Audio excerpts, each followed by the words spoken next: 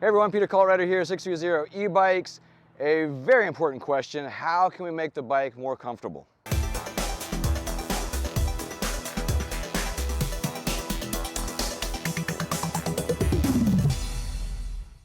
Okay, so how to make your bike more comfortable?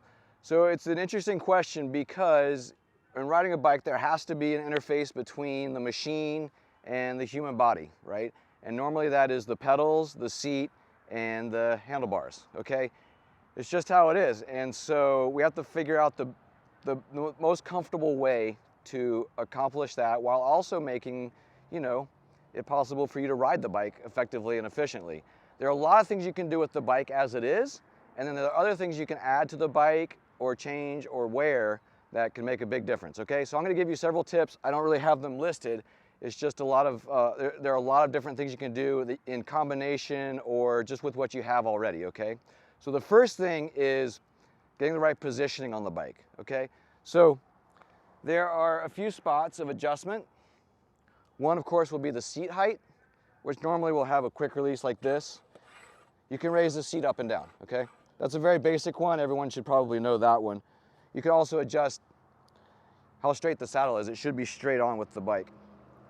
You can also raise and lower the stem to some degree on most bikes. Our bikes are made with adjustable stems. Some bikes don't have adjustable stems, but ours do. And so this can come up, it's not a lot, maybe a couple inches up or down, but there are differences.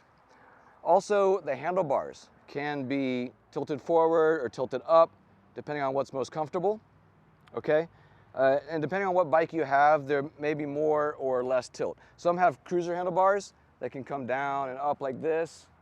So some people prefer the wider grip, very relaxed. Some people like a grip like this, it's a little closer.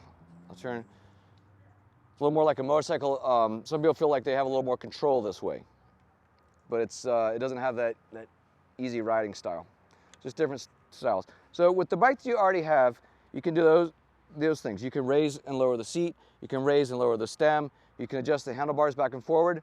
You can also, very importantly, you can adjust the tilt of the seat. Up, down, level. Usually level is where we want to start, but you may find it's a little more comfortable to have it tilted down a little bit, occasionally maybe even up a little bit. It's going to depend on you. And the main thing to remember too is that everyone is different. Everyone's body is different. There's so many differences in how your legs are shaped, how long your legs are, how your backside is, if you have knee pain, if you don't have knee pain, how your back is, if you have back pain, if you don't have back pain, if you have a long torso, short torso. So everyone is different. So you really need to figure out what works for you. And no one can really tell you that. You got to figure that out for yourself. But especially, a lot of times I see seats, and especially actually this one, when it was assembled, I can see the seat is tilted up just a little bit. A lot of people, especially women, will find that uncomfortable. So this seat could probably be tilted down a little bit. However, you want to adjust it to your liking. And whatever works is what works. If you just feel like it's tilted up too much, then tilt it down, vice versa. So remember that. There's a lot of positioning things that you can do with the bike as you have it, and bikes are designed like that because you should be able to get it pretty dialed in with the equipment you have. Now, if you feel like you need more cushion or more comfort, there are a lot of things to do as well. And recreational bikes are different from, say race bikes or more performance mountain bikes because it's a different type of riding. And so there are different solutions, but some of the solutions that are used in the performance world can be applied to the recreational world, I think effectively, depending on what you really need.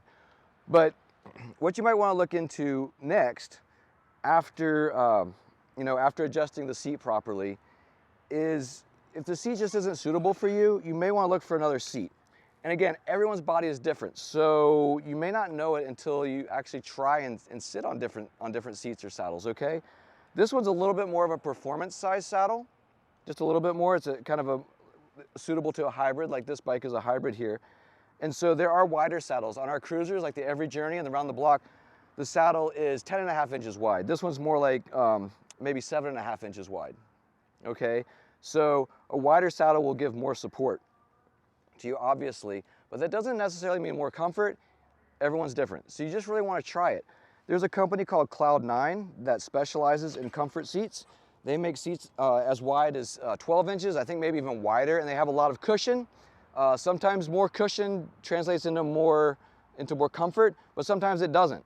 In the performance world, they tend to have very firm seats or saddles because it gives more support.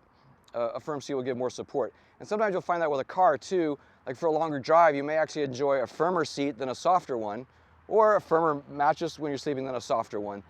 So you just got to find out for your style of riding what's best.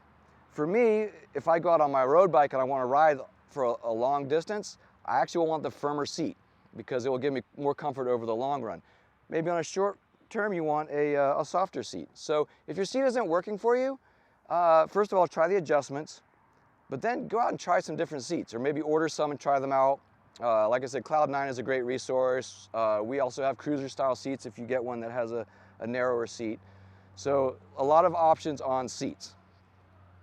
And you can find the one that works best for you.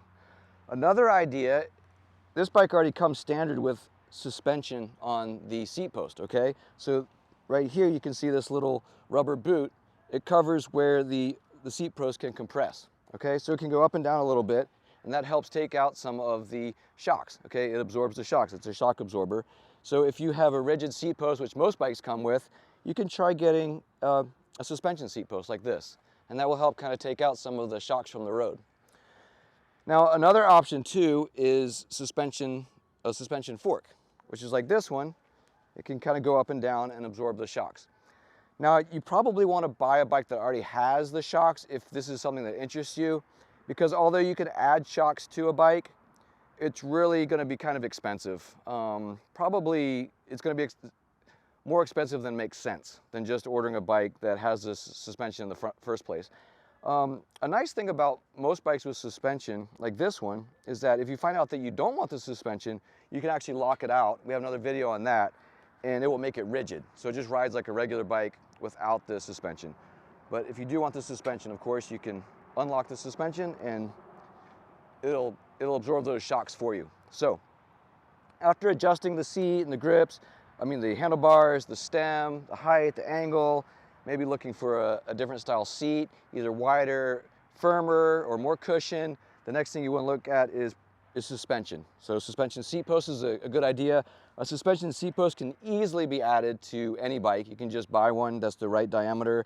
In this case, it's aluminum, and so what we have is 28.6 for our aluminum bikes. And so any 28.6 seat post will work on our aluminum bikes, basically our e-bikes and aluminum bikes. And then you can also maybe look for a bike like this one that has front suspension, okay? So there's a last and final option, which I personally think is the best, although it's not for everybody, okay? So the interesting thing about having to sit on a bike is that, you have to be supported, but it can't be like an easy chair. It can't be like a big lounger because you have to also operate the bike, So there are limitations to how a seat can be designed. It has to allow you to be able to also use the bike. So there's always, there's constant development on how to make a seat comfortable, but also allow use and performance. So it's not going to be as comfortable as sitting on your couch or lying on your bed. Obviously, in both of those cases, you don't have to do anything except sit or lie down. But in this case, you're being active, okay? You're operating a machine that requires your human input, okay? Which is great. So, but of course, so I came from the race world, and anyone who's out there doing performance riding and all that is going to wear cycling shorts, okay? And the reason for that is if you're just wearing normal everyday streetwear or some exercise clothing, the seat is not attached to your body, and so there's going to be there's going to be some colliding of the seat with your body. There's going to be some chafing potentially. So it's not perfect in that all the cushioning and support is not really attached to your body. It's a separate part, and so they're not moving together like that, and so it can cause some abrasion and also that bumping, uncomfortable feeling.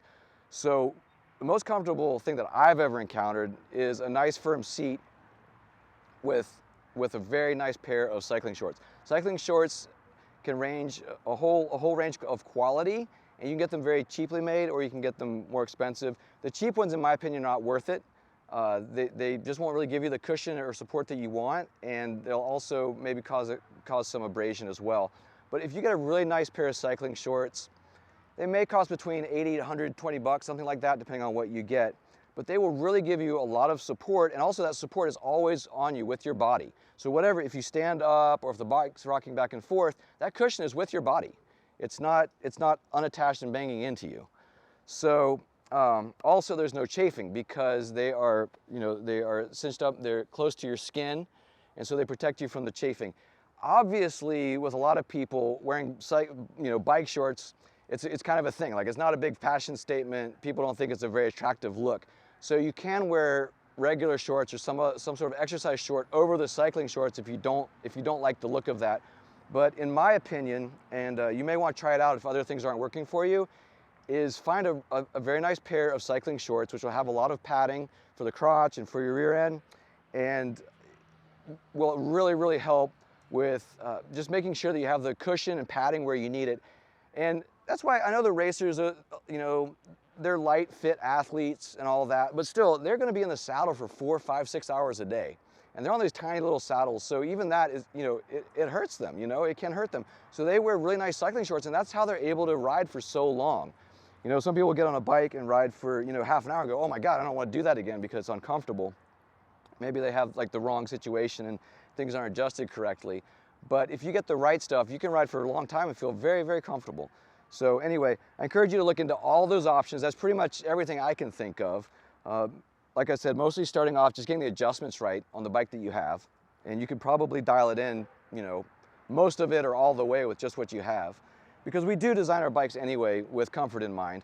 And some have, like this one has a little bit more performance-oriented seat, but some are more comfort-oriented, like with our cruisers, our Every Journey, which is kind of a hybrid cruiser blend. But then maybe look into a suspension seat post is a good idea. Look into a different style seat. Again, we have some cruiser style seats you can look at, and Cloud 9 has a whole lot of options. There are also gel covers you can add to the seat, which are nice for short ride. And then lastly, you really may want to look into cycling shorts. Again, you can cover those up with another pair of shorts if you want, but cycling shorts, it really is amazing how much comfort they can provide you, just because they take all that cushion instead of having it on this thing that you sit on. It's actually conforming to your body, and it's just always where you need it at every time. So I really hope that helps. If you have any questions, do give us a call, 310-982-2877, or email us, the team at sixthreezero.com. 630 is all spelled out, and we'll help you find the best solution for you so you can have a comfortable ride, get out there and enjoy the day. I truly hope that was helpful for you. If you liked it, please do like it and hit subscribe. It helps grow our channel. And if you need any help at all, please contact us. You can call us at 310-982-2877 or email us at theteam@sixthreezero.com. Remember, 630 is spelled out SIXTHREEZERO. Theteam@sixthreezero.com. Thanks.